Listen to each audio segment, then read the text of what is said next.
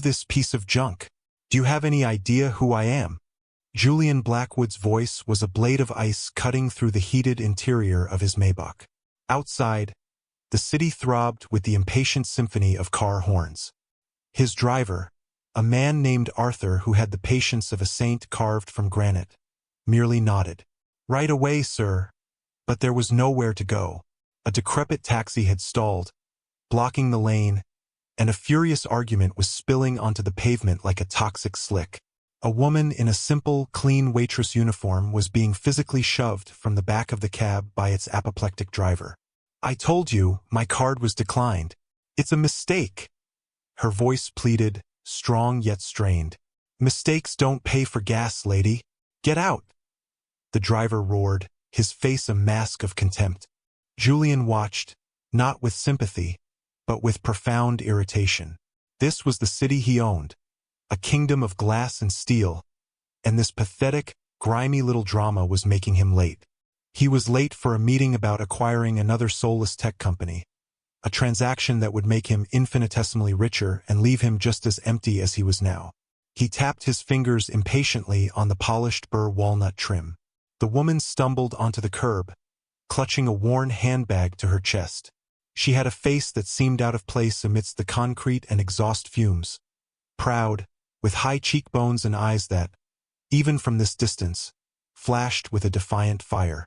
She was beautiful, but it was the beauty of a resilient flower growing through a crack in the pavement, something Julian hadn't bothered to notice in years. Arthur, against all protocols of detached servitude, lowered his window. "Miss, are you all right? Can we offer you a lift?" Julian shot him a look that could freeze mercury. "Arthur, what are you doing?" "She's in trouble, sir," Arthur said, his voice low and firm. Before Julian could protest further, the woman, Lena, was at the passenger door, her expression a mixture of desperation and suspicion.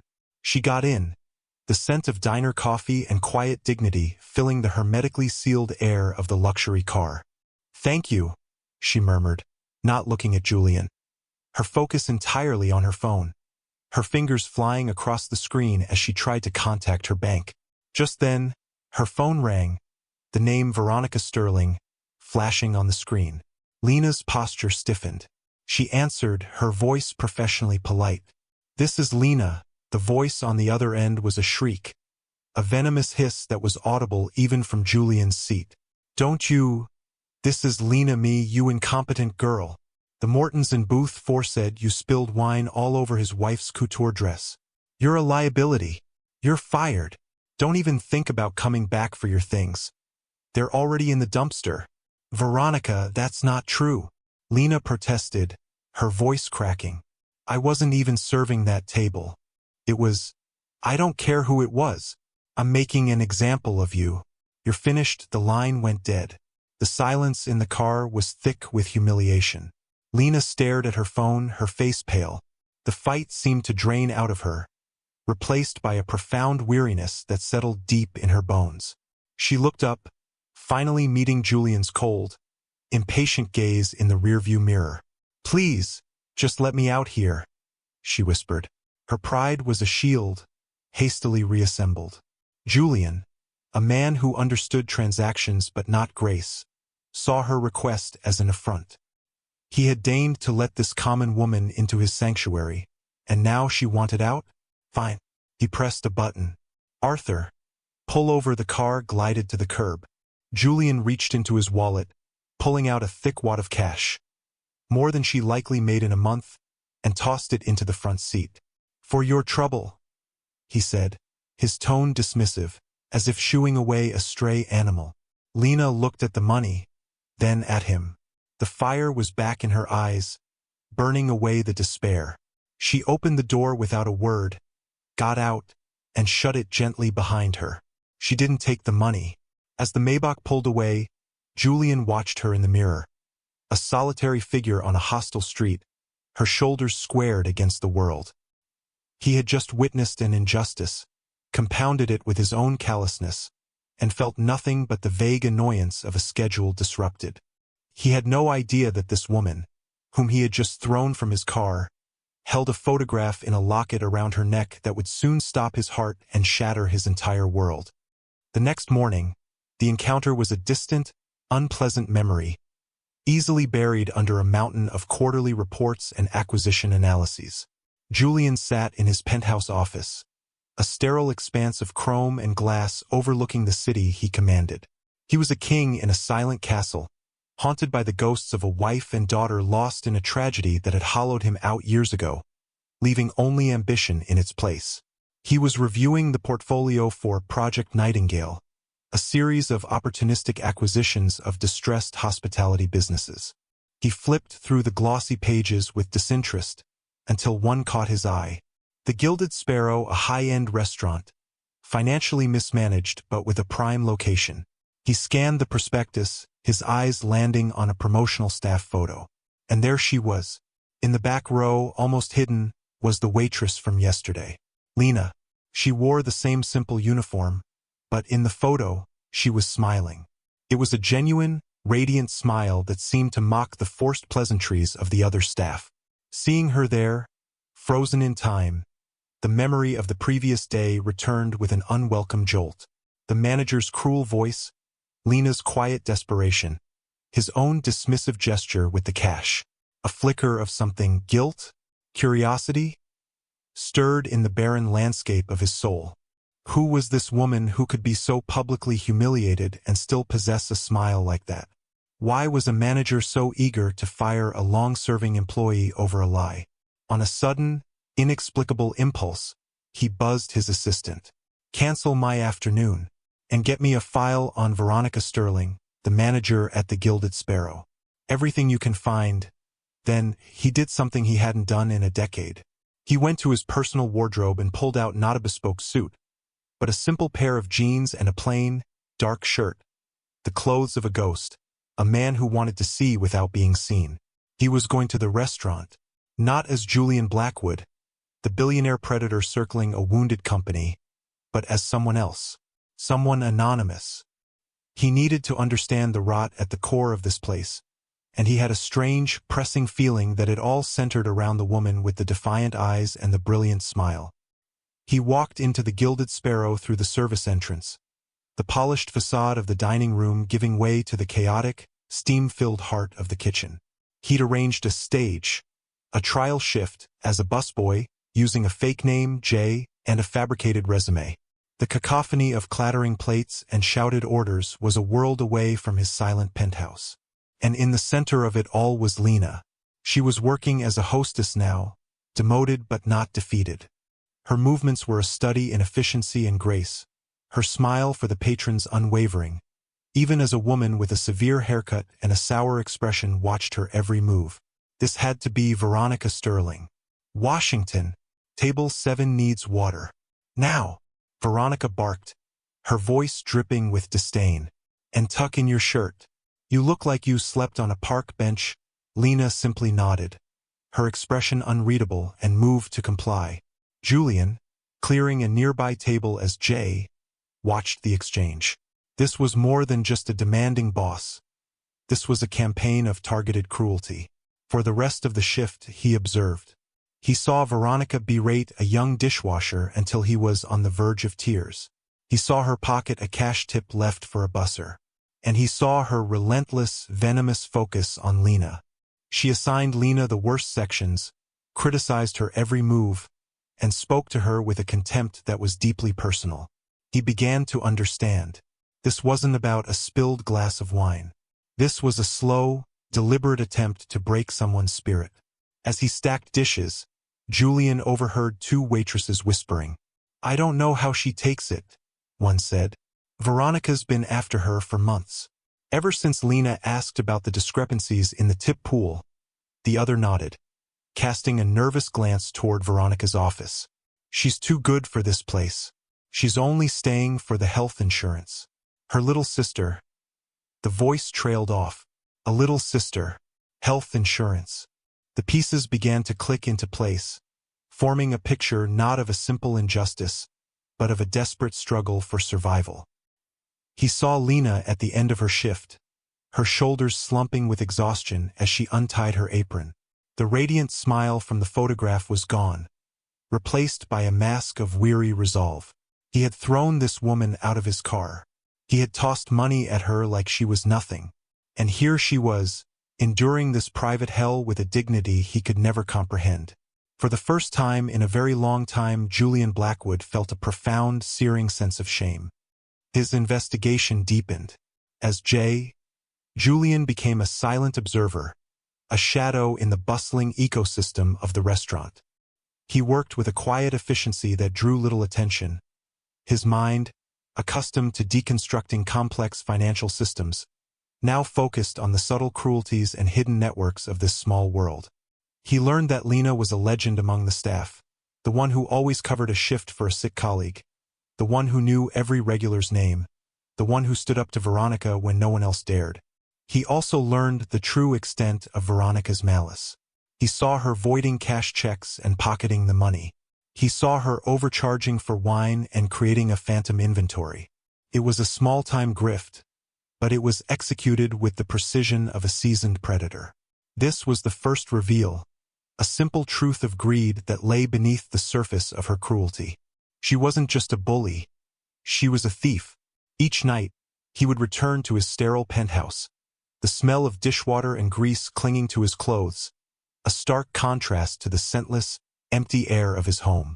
He would sit in the dark, the city lights spread below him like a carpet of fallen stars, and think of Lena. He thought of her patience, her resilience. He thought of the mention of her sick sister. He tasked his personal security team, the best in the world, with a discreet background check on Lena Washington. The report came back within hours. It was a story of quiet tragedy and immense strength. Her parents had died in a car accident 5 years prior, leaving her as the sole guardian of her younger sister, Maya.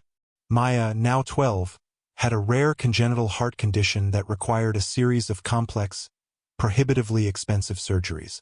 Lena was working 2 jobs, at the restaurant and a late-night cleaning crew, to keep them afloat and pay for the insurance that was Maya's only lifeline.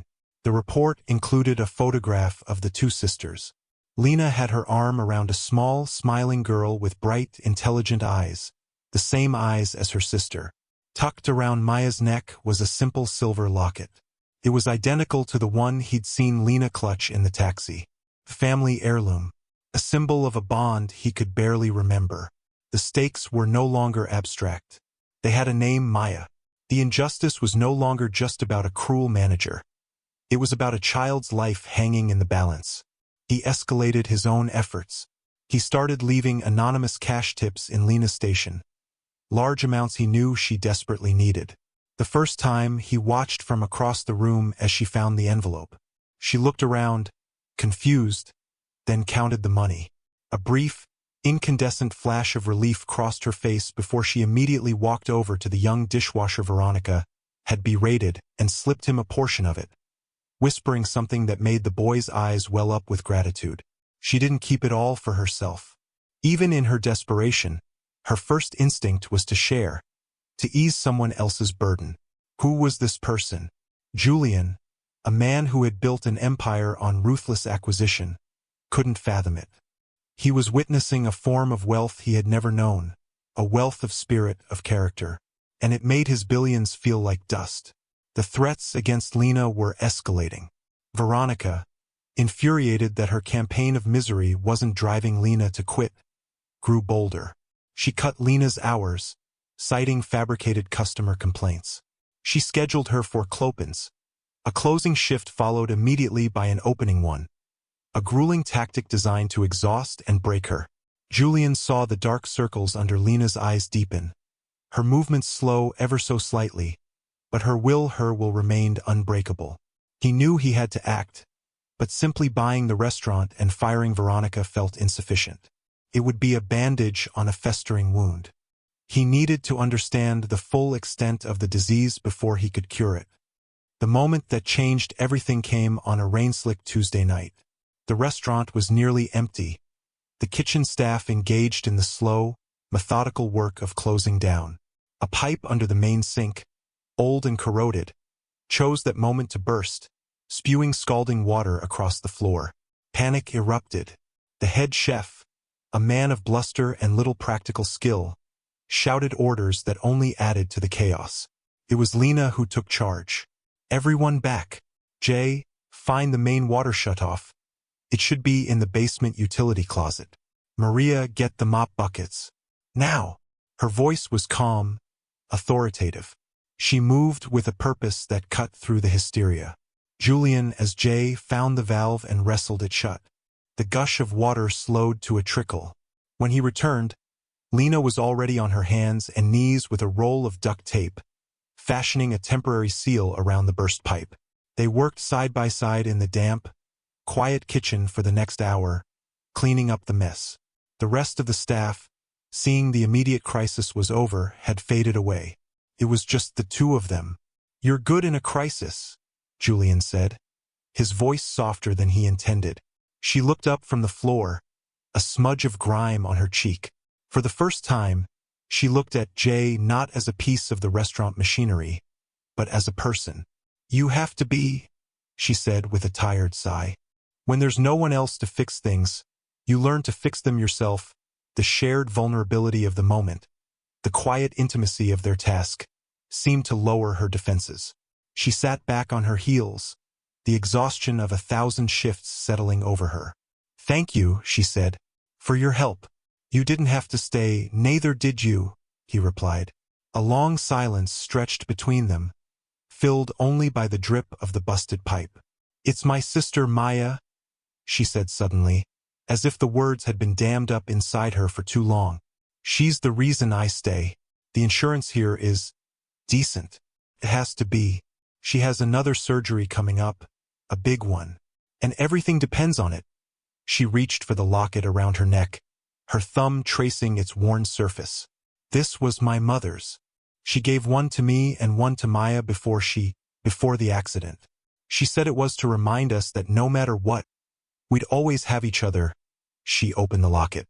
Inside was a tiny, faded photograph of two smiling girls, a younger Lena with her arm around a little girl with a bright, gap-toothed grin.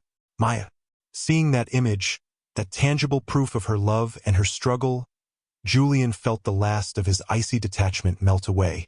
He thought of the locket he kept locked in a safe in his penthouse, the one that held a picture of his wife, Amelia, and their daughter, Lily. "I lost someone, too," he found himself saying, the confession pulled from a depth he kept sealed off from the world. "A long time ago. My daughter." He didn't say more, but he didn't have to. In the dim light of the broken kitchen, Lena's eyes met his, and for the first time, she saw not Jay the busboy, but a man haunted by his own grief. It was a fragile bridge of shared sorrow, built in a moment of crisis. She saw a flicker of his humanity, and he saw the entirety of hers. "I'm so sorry," she whispered, her voice filled with a genuine empathy that pierced him to the core. He simply nodded, unable to speak. He knew in that moment that this was no longer about fixing a restaurant. It was about saving a family. It was about honoring the memory of his own. And he would bring the full, crushing weight of his empire down on anyone who stood in her way. Julian left the restaurant that night with a new, hardened resolve. The connection he'd forged with Lena in the quiet, broken kitchen had transformed his mission from one of detached justice to something intensely personal.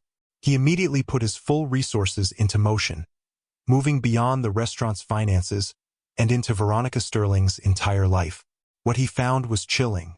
The second, more sinister twist in the narrative of Veronica's evil was not just that she was a thief, but that her corruption ran deeper, like a cancer, into the city's healthcare system. His investigators discovered that Veronica was a former nurse. She had been fired from the city's top pediatric cardiology unit, the very unit at Northwood General where Maya was a patient, for negligence and suspected theft of hospital supplies. But she hadn't just left. She'd cultivated a network of corrupt administrators. The report that landed on Julian's desk was horrifying. Veronica was at the center of a sophisticated insurance fraud scheme. She used her position at the restaurant to collect personal data from employee insurance forms, which she then sold to a contact inside Northwood General's billing department. They would create fraudulent claims, overbill for procedures, and split the profits. It was a cruel, parasitic operation that preyed on the city's most vulnerable. And then came the final, soul-crushing detail. Maya Washington's upcoming surgery, the one Lena was working herself to the bone for, was being systematically delayed. Her file was constantly being misplaced, referrals were lost. The administrators in Veronica's pocket were creating a bureaucratic nightmare, all to prevent the insurance from having to pay out on such a costly procedure, which would cut into the profits of their other schemes. Veronica wasn't just trying to get Lena fired. She was actively, deliberately endangering her sister's life to protect her criminal enterprise. The injustice was no longer just systemic. It was monstrous. It was a direct, life-or-death threat. Julian stared at the report, a cold fury building within him. He remembered the look in Lena's eyes when she spoke of Maya, the fierce, protective love of a sister who had become a mother. He thought of his own daughter, Lily, whose life had been cut short by a different kind of negligence, a different failure of the system he had once trusted. The parallels were agonizing. He now understood the depth of the evil he was facing. This wasn't a problem he could solve by simply writing a check or firing a manager. That would be like cutting the head off a hydra. The corrupt body would remain. He had to expose the entire network. He had to burn it all to the ground. And he knew exactly how he was going to do it. The annual Blackwood Foundation Gala was in 2 weeks. It was the city's premier philanthropic event, attended by every major power player in finance, politics, and medicine. And this year, by a stroke of cruel irony, the catering contract had been awarded to the Gilded Sparrow. Veronica, seeing it as her ultimate triumph, was ecstatic. Julian saw it as the perfect stage. It was a public arena, filled with the very people whose trust Veronica and her cronies had betrayed. He would not just defeat her. He would annihilate her reputation, her network, and her freedom in front of the entire world. This was his choice. He was no longer a passive observer hiding behind the guise of Jay. He was Julian Blackwood, and he was going to war for Lena and Maya Washington. He would leverage every ounce of his power, his wealth, and his influence. He would risk the scandal, the media frenzy, the disruption to his carefully ordered life. He gathered his team of lawyers and investigators. "I want every piece of evidence," he commanded, his voice devoid of all its previous arrogance, replaced by the cold, clear tone of absolute purpose. Every falsified document, every illegal bank transfer, every recorded phone call. We are going to build a cage of their own crimes, and we are going to lock them in it on the night of the gala. His life of empty acquisitions and hollow victories was over. He had found a reason to fight. The 2 weeks leading up to the gala were a blur of covert activity. By day, Julian was Jay, the quiet busboy, watching Veronica preen and boast about landing the prestigious Blackwood contract. He saw her ramp up her abuse of Lena, seemingly determined to make her quit before the big night.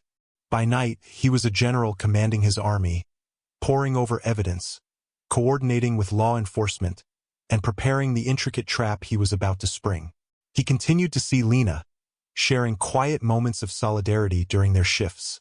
He never hinted at his true identity or his plans, but his presence seemed to give her a small measure of strength.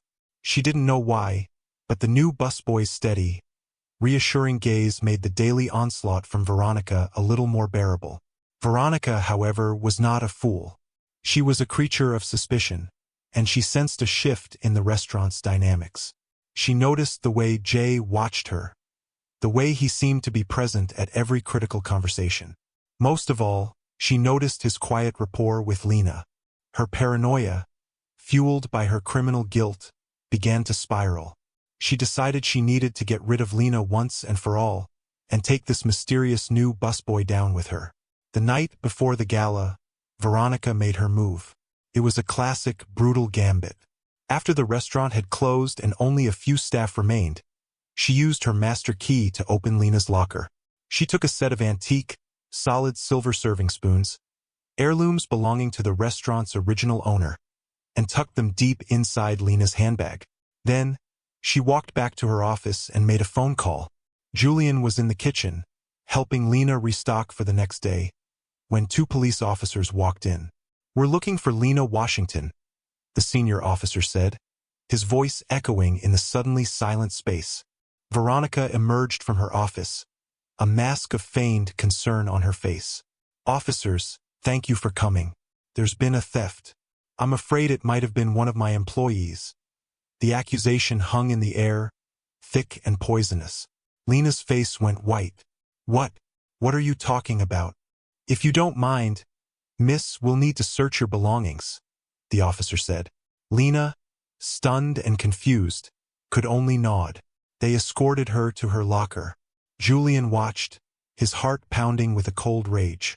He knew what was happening. This was Veronica's endgame. The officers opened the bag and pulled out the silver spoons. The evidence was damning, undeniable. Lena stared at them, her mouth agape in disbelief. I've never seen those before in my life," she stammered. "That's what they all say," the officer said, pulling out a pair of handcuffs. Veronica watched, a triumphant, cruel smirk playing on her lips. She had won. She had finally broken the unbreakable Lena Washington. Lena was publicly humiliated, handcuffed in front of her few remaining colleagues. Her eyes, filled with tears of shock and betrayal, swept the room and landed on Julian. In that moment of absolute despair, she wasn't looking at Jay the busboy.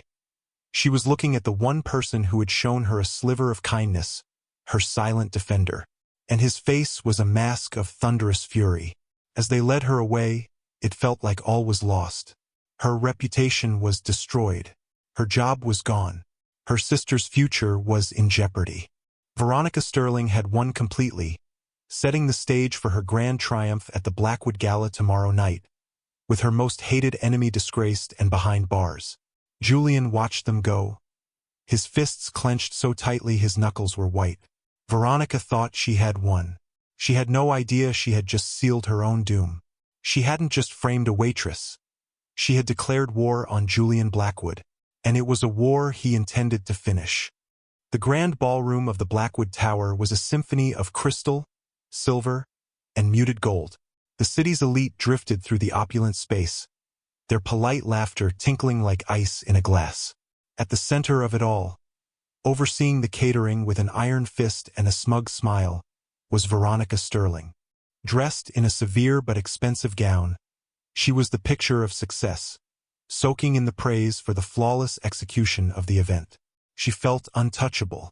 Lena Washington was a bad memory, processed and forgotten, another piece of trash swept from her path.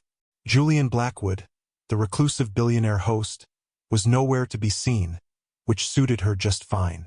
She was the queen of this castle tonight. Then the lights dimmed. A single spotlight hit the stage, and into it walked not an MC, but Julian Blackwood himself. A murmur went through the crowd. He was rarely seen in public, a figure of myth and immense power. He looked different than the man Veronica had seen in newspaper clippings. Harder, colder, his eyes burning with an intensity that made the room fall silent. "Good evening," he began, his voice amplified, clear, and resonant with authority. "I thank you all for coming to support the foundation. Usually, this evening is about celebrating philanthropy. Tonight, however, it is about justice." He paused, letting the words hang in the air. Veronica felt a prickle of unease. Julian's gaze swept the room and landed directly on her. "Last night," he continued, "an employee of the Gilded Sparrow, the catering company we have with us tonight, was arrested for theft. Her name is Lena Washington." He gestured to the massive screens behind him. They flickered to life, showing crystal-clear security footage. The room gasped. It was the back hallway of the restaurant. They watched in stunned silence as Veronica Sterling used a key to open Lena's locker, place the silver spoons inside her bag, and walk away. This footage proves that Ms. Washington was framed by her manager, Ms. Veronica Sterling. The camera zoomed in on Veronica's face in the crowd. She was frozen, her skin ashen, her smug smile collapsing into a mask of horror. Julian wasn't finished. This was the culmination of a months-long campaign of harassment. But the question is, why? The screen changed again, displaying bank statements, offshore account numbers, and falsified invoices. Because Lena Washington had started asking questions about financial discrepancies at the restaurant. Discrepancies caused by Ms. Sterling embezzling nearly $250,000 from her employer over the past 2 years. The crowd erupted in shocked whispers. But Julian held up a hand for silence. But even that is not the whole truth. You see, Ms. Sterling's crimes are not limited to simple theft. Her real business is fraud. The screen now showed a complex web of names, connecting Veronica to key administrators at Northwood General Hospital.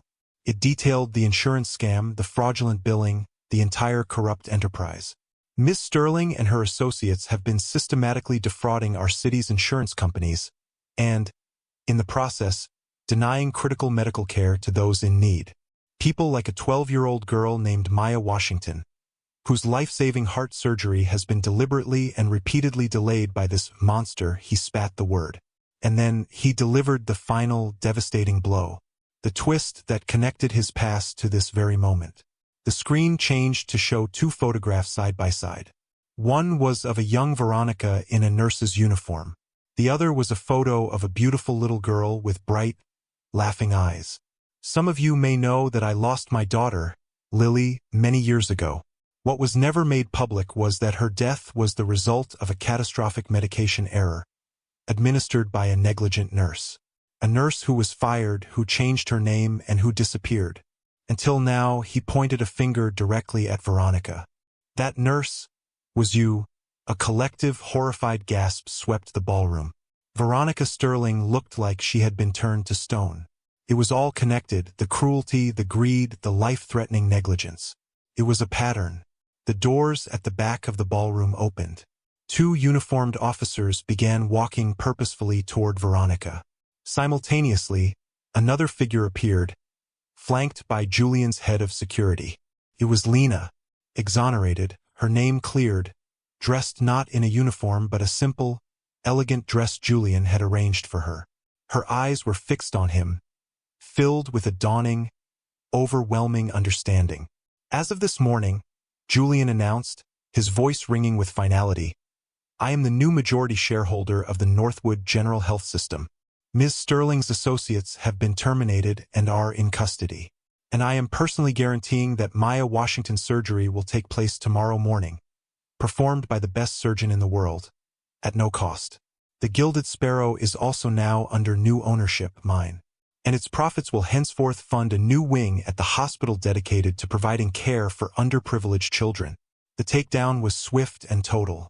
Veronica Sterling, stripped of her power and exposed as a thief, a fraud, and the ghost of Julian's past, didn't utter a word as the police led her away.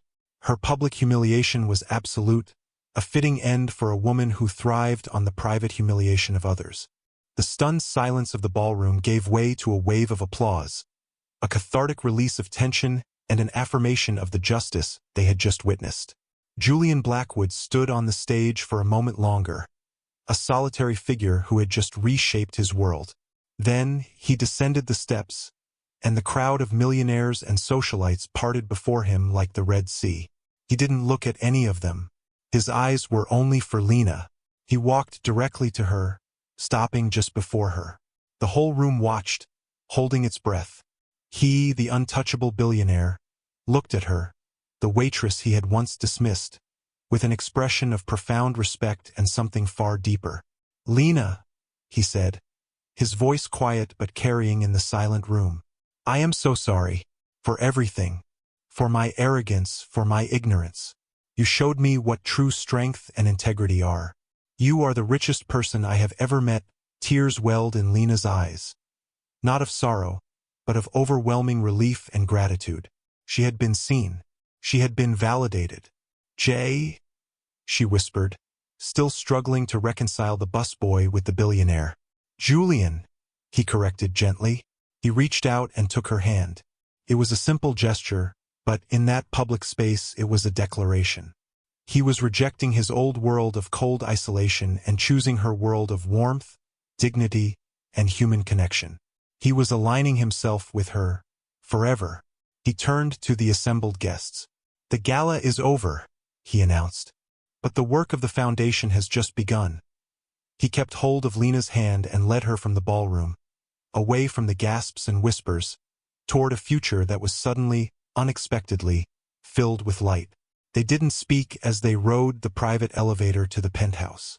When the doors opened to the vast, empty space, Lena looked around at the cold perfection, a world away from her cramped but love-filled apartment.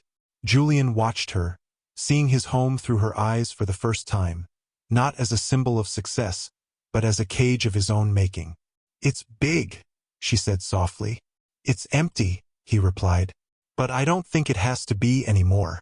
6 months later, the city was a different place for them both.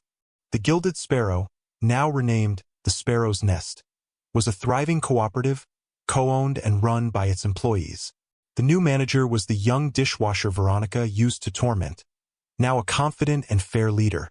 The food was the same, but the atmosphere had transformed from one of fear to one of joy and shared purpose. Julian had revolutionized Blackwood Industries. Inspired by Lena, he had instituted sweeping changes. A living wage for all employees, comprehensive health care that surpassed any competitor, and a new corporate charter that prioritized ethical conduct and community investment over pure profit. He was no longer just a businessman, he was a builder. He and Lena stood in a sun-drenched park, watching a flash of pink run across the grass. It was Maya, her laughter echoing in the clear afternoon air. Her surgery had been a complete success. She was vibrant, healthy, and full of life, chasing a butterfly with the boundless energy of a child given a second chance. Lena leaned her head on Julian's shoulder, a gesture of easy intimacy that spoke of countless shared days and nights. Her locket glinted in the sun, a match to the one Julian now wore openly. The pictures inside a reminder of the families they had lost, and the new one they were building together. "Look at her," Lena whispered, her voice thick with emotion. "You did that, Julian." He wrapped his arm around her, pulling her close. "No," he said, his voice earnest and sure. "We did that. You taught me how. You taught me that a person's real value isn't what they own, but what they are willing to fight for." He had spent his life accumulating wealth, only to find himself spiritually bankrupt. It took a woman the world saw as poor to show him the meaning of true riches. As he watched the woman he loved and the child he had helped save, Julian Blackwood finally understood. True wealth was not in a penthouse overlooking the city, but in the warmth of a hand in yours, in the sound of a child's laughter, in the quiet, profound peace of a redeemed heart. What do you think is the most valuable thing a person can have? Is it money and power, or is it compassion and integrity?